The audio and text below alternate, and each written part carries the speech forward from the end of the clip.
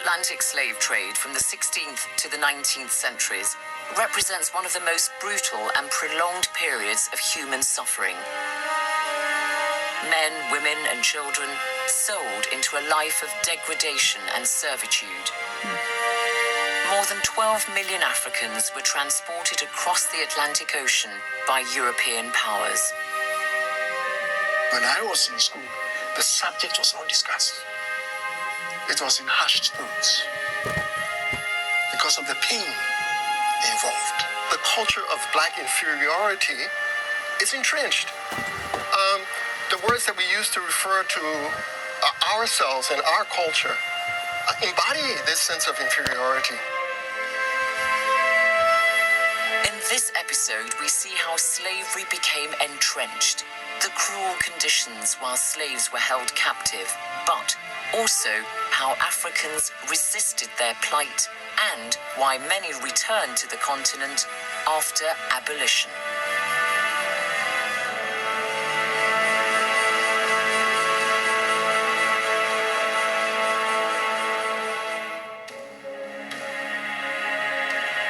The Portuguese were the first Europeans to export slaves from Africa to what was known as the New World, the Americas and the Caribbean, as well as to Europe itself from the early 1500s. At its height, the transatlantic slave trade attracted many European nations. This is well illustrated if you visit Ghana's Atlantic coast in West Africa. There are 32 old slaving forts along here. Enslaved Africans were sent across the Atlantic to work as forced labor in the sugar and cotton plantations of the Caribbean and the Americas, or as domestic servants.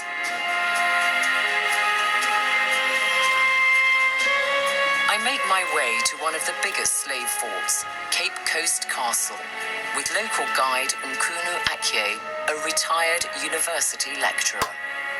This is just one of the many. At the time, at the height of the slave trade, there were as many as 80 of castles, forts, lodges, and redoubts. Almost all the European powers took part.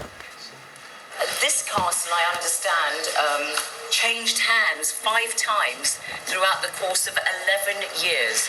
Very rapid turnover. Yes, and it wasn't only this one.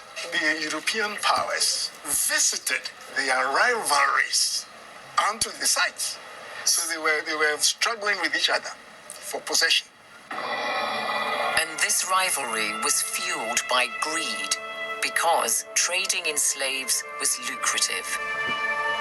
This is the kind of grand residence an important European official would have lived in Africa. This house, built more than 400 years ago by the Portuguese in what is today Mozambique, is now a museum. And let me take you inside and just show you some of the furniture and the ornaments, because it really is absolutely stunning, and it gives you an indication of how the Portuguese, at least the elite, lived when they came to Africa.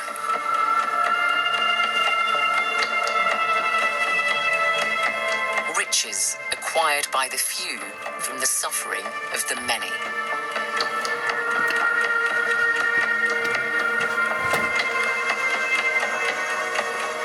The conditions in which captives were held were horrific, as Nkunu Akye explains when we visit the dungeons at Cape Coast Castle. The shackling started from the time of the arrest or capture. I'm using those words advisedly. Arrest, capture, seizure, or whatever. There have also been impressions in the literature that people were willing. Now we have records to show that there were really fights against enslavement. They knew what was happening. Exactly. And that was one of the reasons, the brutalities of the merchants in handling the slaves. But even just standing here in Nkunu, the smell that has just suddenly hit me is quite overwhelming in a way. It's not a stench, but it's, you know that there's an air of malevolence that hangs around this place. I'm happy it's hit you already. Now wait until we get in there.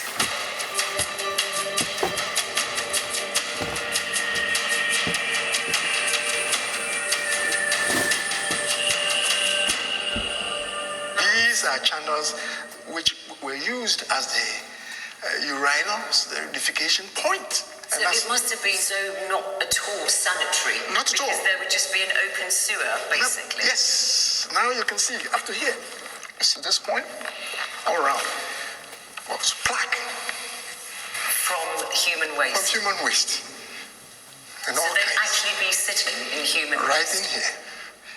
Now, the other question for me that sometimes I do not understand, I ask, if you are an entrepreneur, you are making an investment into people, which you hope to recoup, if you kept them under conditions such as this, in what state would they be at the time of sale?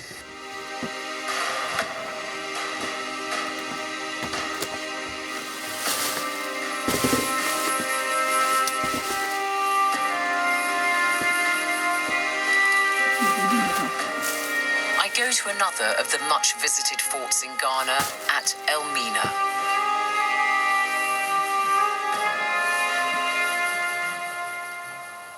St George's Castle here at Elmina was built by the Portuguese, and it dates back to 1482, which makes it the oldest surviving European structure in sub-Saharan Africa. And when the Portuguese built it, they brought over 600 men, including 100 masons and 100 carpenters, to assist in its construction.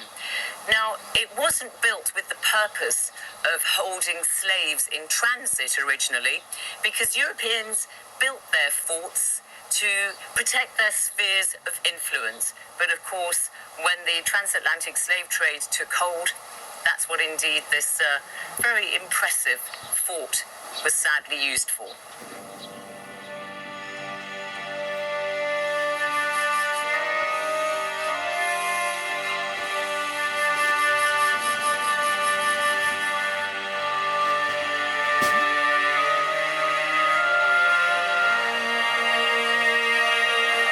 As we stand by one of the slave dungeons, Nkuna points out that there was once a church used by the Europeans immediately above it. It was converted into a library for children. But look at the link with the quarters. So they will come and sing praises. I don't know which God. Nkuna takes me to another part of Elmina Castle to describe how female slaves were sexually abused by their captors. Even young girls were not spared. This is the female courtyard. Now, the other thing which is so special about this place, soldiers in those days don't go with their wives, girlfriends, or women, but they are men, very active, very strong men, trained to fight, including the administrators and the governors. And each time the governor felt like having an affair, he would come up and stand there, and all the women would be brought out. For him to take his pick. And he will make a pick. And when he does so, the selected lady will be washed down, cleaned up nicely, and ushered through these stairs into the chambers of the governor. Now, if the governor publicly is speaking, how about the men? How about the merchants? How about the officers? They would all be doing the same.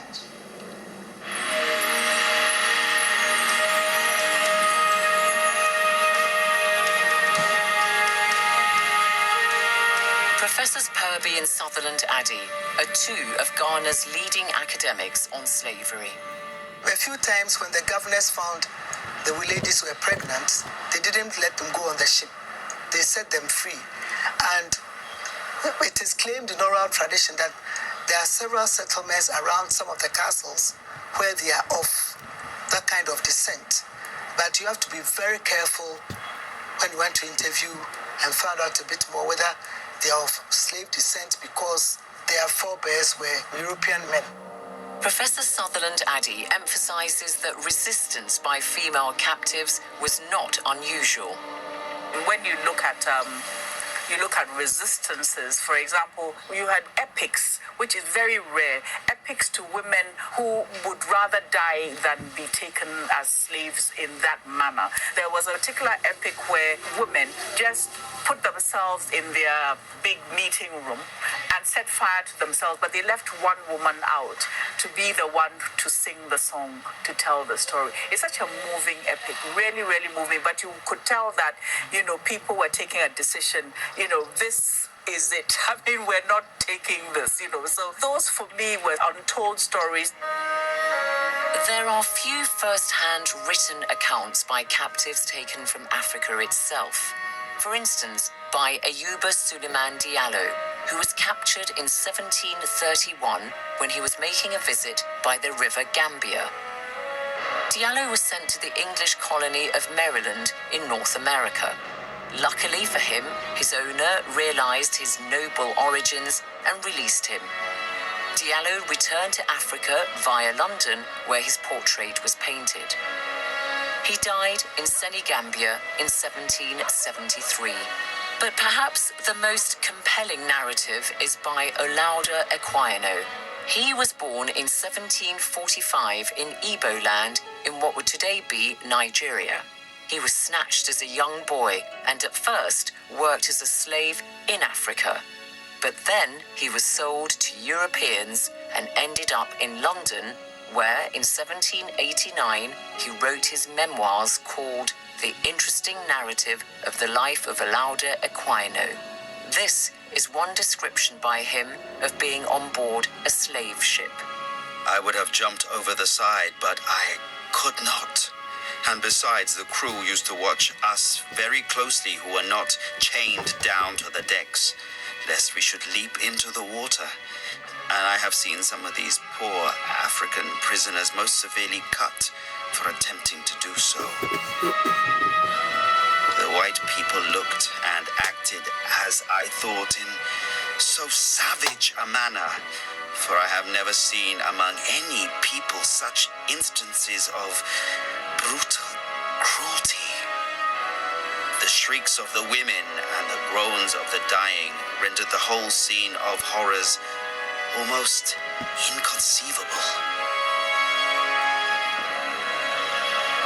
Nigerian academic Iwu Ikwebuzo, who is himself Igbo, says Equiano's book is an important historic document. That book was published in 1789. So in it, he recorded what he could remember about the book, because he was kidnapped and sold into slavery at the age of 12. Just like a typical Igbo man, he was very dogged, hard-working. By dint of hard work, he got educated and bought his freedom and got engaged in the fight against the slave trade, because he was himself a victim of slave trade. So he was fighting against it. In fact, he wanted to come to Africa, but he was not allowed. When we talk about the history of the Igbo, it's one of the sources. So what he documented in his autobiography provides a lot of information about the Igbo. You cannot talk about Igbo history today without mentioning Olaudah Equiano and his work.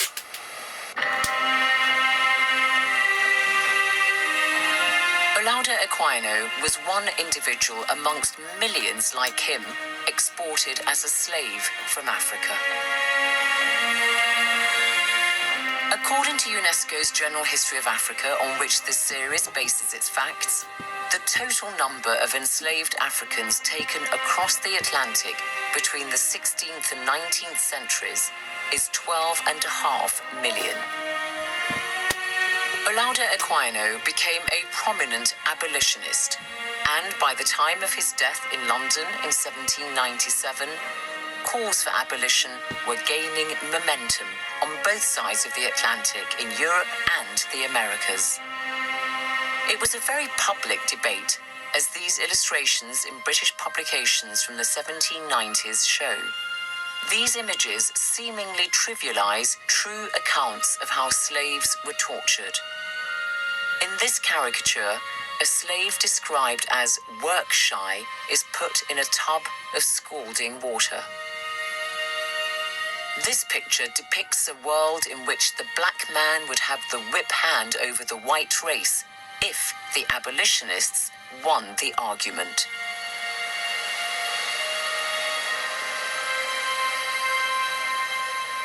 The advocates for abolition argued that if there were no buyers, then the transatlantic slave trade would immediately cease to exist.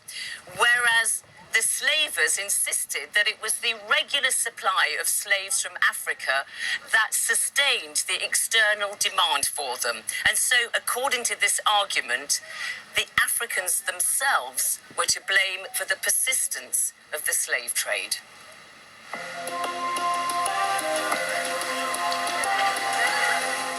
If you say that it apportions the blame to the Africans, then my question would be, what portion do you attribute to the Europeans who opened the forts along the African coast? Those forts, basically, they not only store gold, diamonds, and ivory, they were there to acquire enslaved Africans. So the notion that somehow that there was this reservoir of Africans waiting to be shipped doesn't hold water, because there was a demand in the New World. Professor Ezra Allen also says there were economic reasons behind abolition as nations began to industrialize. There was a transition from mercantile capitalism to industrial capitalism. And for the industrial capitalism to succeed, there was a need for raw material. Amongst the raw material was palm oil, produced from the oil palm tree. Palm oil was shipped to Europe. It was used as lubricant for the industrial machines. Since the tropical materials could be acquired in West Africa, the argument was that keep the slave labor in West Africa. That's one major origins of the abolition. A second origin could be humanitarianism. The emergent notions about democracy, inalienable rights, those combined with some religious sects who began to emphasize that God created all men equally. Now, the debate as to which one of these factors is paramount will continue, but there was a strong consensus that economic motive did help to propel the idea for the abolition of slavery. So would it be fair to say that humanitarian moral considerations were important, but that wouldn't have been sufficient to see an abolition of the slave trade if there wasn't such a powerful economic imperative? That's the argument that some historians have made, that the economic motive may have been more powerful, may have been paramount, because let's not forget, the very nations that have been involved, the leaders in the slave trade, Britain, the United States, and other nations, they are the ones now who are making the transition to industrial capitalism, and the need for lubricant to keep the machines running was so important that it decided to end the slave trade and produce the tropical raw material in Africa, ship it to Europe.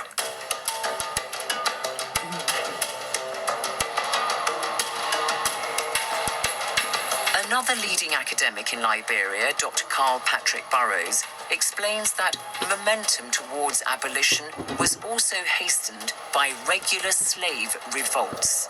Efforts at abolition began with the very beginning of the trade in enslaved Africans.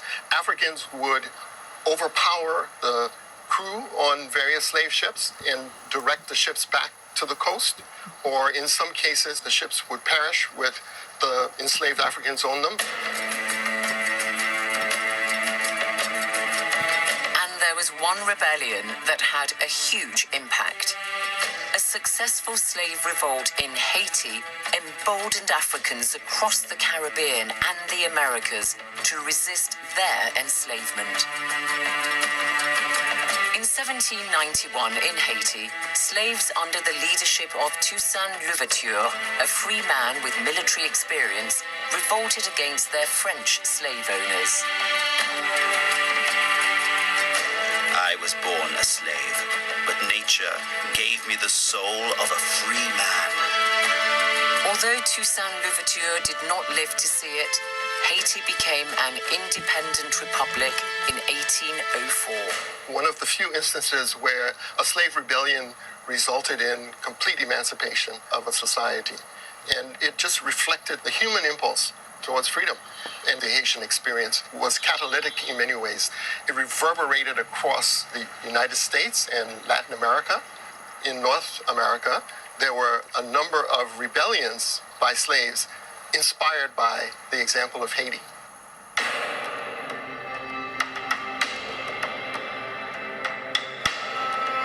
Legislation abolishing the slave trade was enacted first by Denmark in 1803, Britain in 1807, the United States in 1808, the Netherlands in 1814, France in 1818, and Portugal as late as 1878.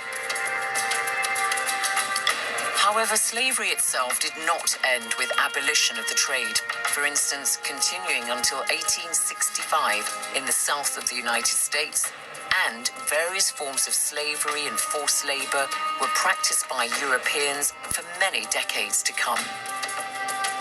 But after the trade was made illegal, what to do with large numbers of freed Africans? Well, some liberated slaves were sent from North America and Europe back to West Africa to Sierra Leone. This had been founded by the anti-slavery movement in 1788 as a philanthropic settlement for freed Africans. That impulse reflected deep, long-term attractions on the part of people of African descent to the continent. Their desire, if you will, to return to the continent in one form or the other. In some instances, it was limited to preserving certain cultural manifestations of the customs in Africa. But in other cases, people actively sought to come back. What made Freetown different was... The capital of Sierra Leone. The capital of Sierra Leone. What made that different was the fact that you had powerful British interests who allied with the people of African descent who wanted to return and provided the resources.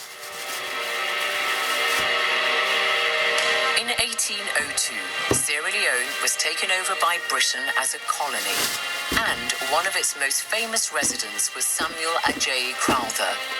He was captured in what is today Nigeria in 1821. Sold into slavery, he was freed by a British naval squadron ship and sent to Freetown. He later returned to Lagos, where he became Bishop of Nigeria. After the break, we see how Liberia was also established as a colony for emancipated slaves.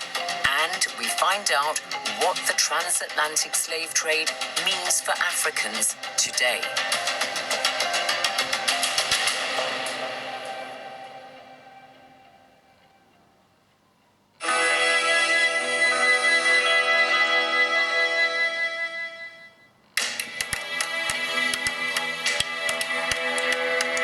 Liberia.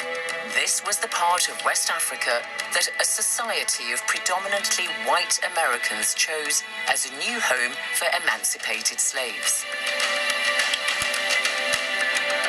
Liberia was established in the early 1820s by the American Colonization Society. This is the capital, Monrovia.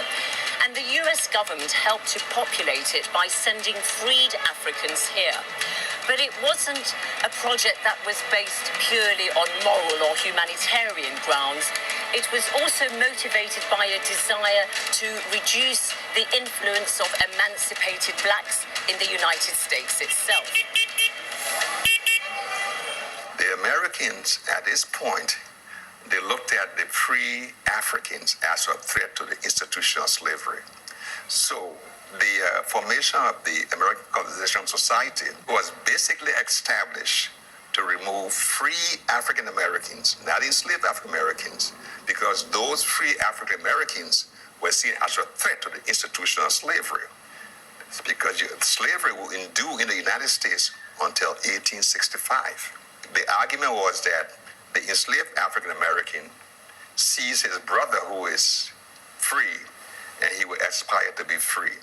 And the free African Americans were the instigators of insurrections. So you remove them and you maintain the institution of slavery.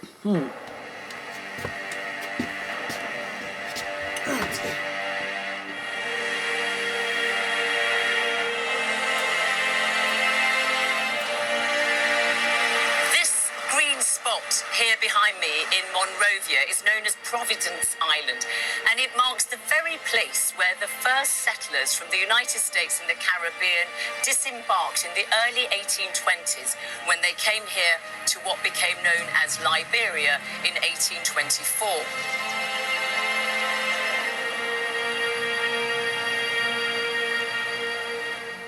To begin with, there were a few hundred, and then eventually a couple of thousand had settled in the area that became Monrovia.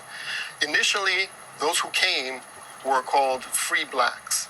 That reflected the legal status of these people of African descent. What it meant was they had obtained a certain degree of autonomy in the U.S., but they wanted more. They wanted mainly political rights, which they did not enjoy in the U.S. And so for them, emigrating to Liberia would fulfill that desire. Soon enough, a political class emerged from the ranks of the African American settlers. One of the most prominent was Joseph Roberts. Born in the United States in 1809, he emigrated to Liberia at the age of 20 and became a merchant, then an advisor to the governor of the colony. Roberts himself became governor in 1842 and then in 1847 was the first president of the Independent Republic of Liberia.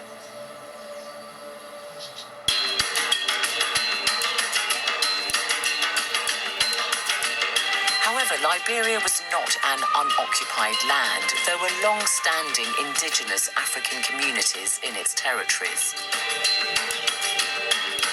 Traditional groups like the Kru people, incidentally, this is New Kru Town in Monrovia, were at times quite unhappy about the arrival of these new settlers from America who were encroaching on their land. So when it comes to the relationship between those who came back and those who were here, the aspect of conflict has come to be overemphasized as compared to what existed when those societies were founded. In all human history, there will be relations of conflict and, to a certain extent, collaboration. And that was characteristic of those relationships when people came. Most of the land they acquired, and there was very little land that they acquired, because all they did was establish towns. You had people who came from the U.S.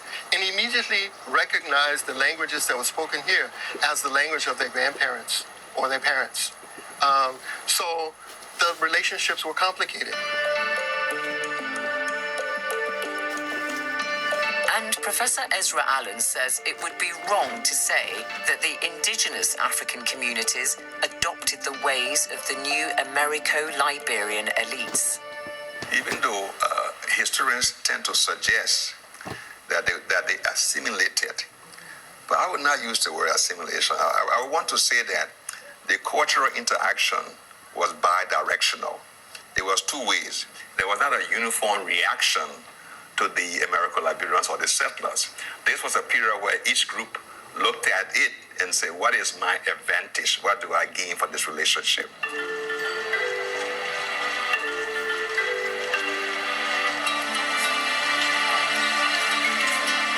I meet local water seller Susan Bro, who is from the Kru community.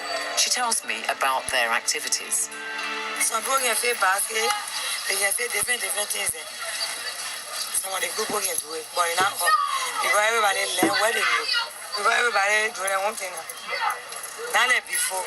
Selling water, but not no money. Yeah. I get my free selling. But no money not to buy water. So I sell it. Okay, thank you for talking to me. Life is hard for many Liberians today, in particular because of the aftermath of the conflict of the 1980s and 90s, in which tens of thousands died. The conflict was partly fueled by the fact that indigenous communities like the Kru were politically dominated by the elite descendants of American settlers who make up 5% of the population.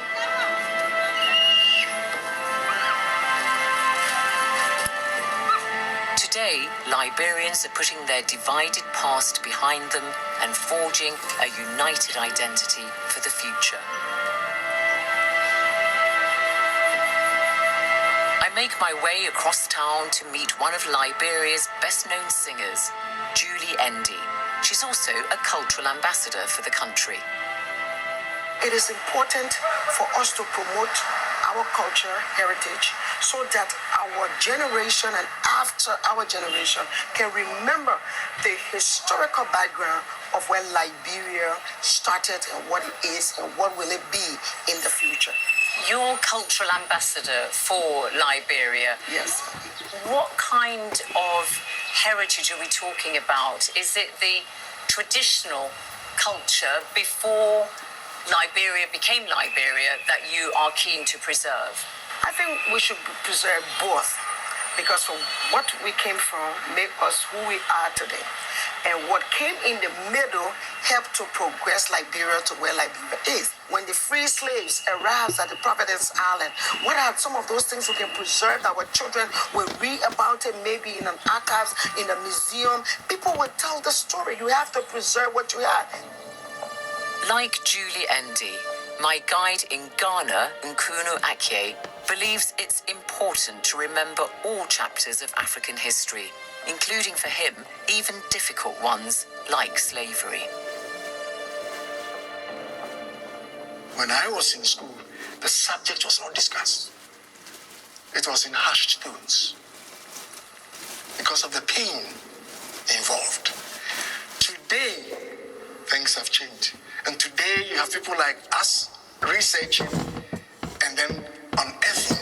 So we are beginning to tell the story ourselves.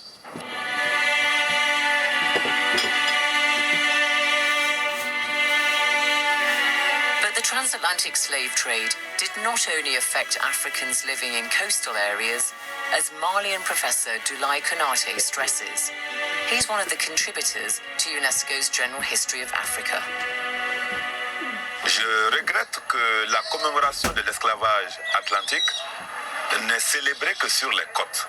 Parce que c'est à partir de ces points que les esclaves partaient pour les Amériques. Mais il faut quand même savoir qu'une bonne partie de ces esclaves venaient de l'Interland, de l'intérieur, et donc des pays comme le Mali. Je crois que la mémoire de l'esclavage à l'intérieur de nos pays est un sujet important qui reste à étudier. Do we have any idea of the numbers here in Mali who departed in the transatlantic slave trade? Non, pas du tout. Ce que je dis, c'est un travail qui reste à faire. Parce que c'est une question qui a été longtemps une question taboue.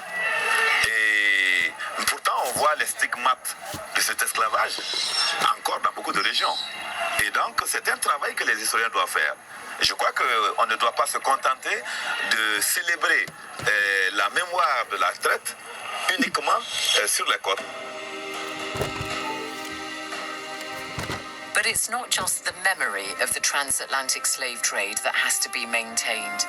Academics across Africa believe its legacy still affects Africans today. The forced removal of Africa's youngest, healthiest and strongest people had a catastrophic impact on the continent's development. In 1850, the population of sub-Saharan Africa would have been about 100 million. Had there been no slavery, it would have been double at 200 million. The issue of depopulation is very, very important because areas where there were plenty of wars and raids. People even called it a taboo to go and resettle in those places. In the course of my research, sometimes people have been bold enough to show me areas where nobody would want to go and settle there because the story is that as soon as you go there, you may be taken captive as a slave. And you know, it's taken a long time for Africa to catch up because of desolation and depopulation as a result of the slave trade. You think it's actually underdeveloped Africa? Yes, it did. It did. It did. And catching up is very difficult. You know, I always tell my students, it's very easy to destroy, but difficult to build. You can cut down trees, but putting the tree back to this former state has not been the same. So it's been one of the very negative effects of the enslavement experience in Africa. So you really had a loss of trained persons, skilled persons, young persons. To this day, the northern part of Ghana is more impoverished than the rest of Ghana because it was used as this pool of labor. I'd like to come to contemporary times and say that the confusion in the minds of young Africans about a paradoxical relationship with the West, thinking that the West has everything that they don't have, and so they will cross the desert or do whatever it is to try and get it. And then getting there and discovering that you may become a great footballer, but somebody's going to make monkey noises at you. Even teaching in the university, trying to get students to understand that this is a point to which they must go to. Because many of them say, let's leave that behind, it's history, you know, only to discover that it isn't really history, you know. So slavery is ended, but the ideology on which it was based, i.e. that Africans are inferior, yes, has not been dismantled. No. It hasn't. But as a historian, I would want to encourage Africans to be strong and look at the things that make us stand and bind us together rather than the things that will pull us apart. Like we have a rich culture which we can be proud of. We have variety of songs, we have a history, we have dances, we have stories to tell that build us up and encourage us. And I, as a historian, would encourage the building up aspect and focus more on that to make us strong and make us rise to how far ever we can go to, than to dwell on the negativity and cow down. The consequences of the transatlantic slave trade are still not properly researched and understood, according to Professor Augustine Hole. And in fact, there is a new strand of research, what is called epigenetics, that suggests that this kind of external behavior can have very significant impact in people's mental life and mental development. It simply means that you don't think about future anymore. You think about survival on a daily basis. You do not invest your creativity to improve life in the future because there is no future. In fact, it is one of my favorite basic explanation for the fate of African modern states. We tend to neglect the fact that centuries of enslavement pressure simply shift African mind in self-preservation mode. And this means that once a group achieve power, and we see it all the time today, they feed themselves first. They save to prepare for the future second, and they eliminate all the competitors third. So the fate of Africa today can be brought back to that systematic pressure to daily survival that was implemented by centuries of enslavement. It just transformed people's mindsets. It completely shifted the mindset. And this is something we tend to neglect. Descendants do not start the mind from zero. They learn from the parent how to behave normally in normal circumstances. A kind of genetic memory. Exactly. And this is why it is called epigenetics. And in fact, it is very new, and I'm not sure that the African historians are even aware of this new discipline emerging. It simply means that external factors can be very effective in shaping long-term generational behavior because it's transmitted through learning from parent to children, and that it cannot simply be wiped out because the circumstances have changed. And that contributed to Africa's underdevelopment. Exactly. When the physical circumstances change, the mindset does not change immediately. The end of the slave trade did not mean emancipation for Africans generally. It was an important step. It really critical, is foundational to who we have become. But in no way did it lead to generalized, emancipation. That remains to be done. How do we disentangle, right, the cultural web and intellectual web that were fostered on us, that question our humanity and assume our inferiority? For example, we talk about witchcraft when we talk about African religious traditions in West Africa anyway. If I may refer to someone out of Jamaica, Bob Marley says, emancipate yourselves from mental slavery. None but ourselves can free our minds. That's the challenge that we face now as contemporary people of African descent. They say charity begins at home or in your community. Kini teach again you to keep you working it. You say you teach all the bribes, you the one taking it. As small tax again you blundering if I'm feeling it. Liberian musician Henry Amaze-Toe takes a leaf out of Bob Marley's book and sings about the need to build strong, united communities.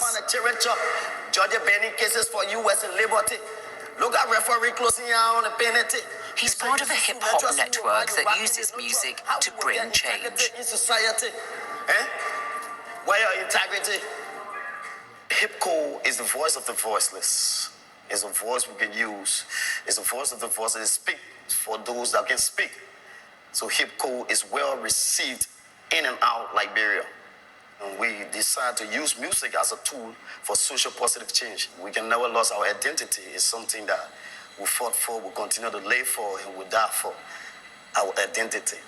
And the song you just heard, it's called Integrity. Do you have a song at all about slavery? Not yet, but we got a beat already. Can I just hear a little preview of it?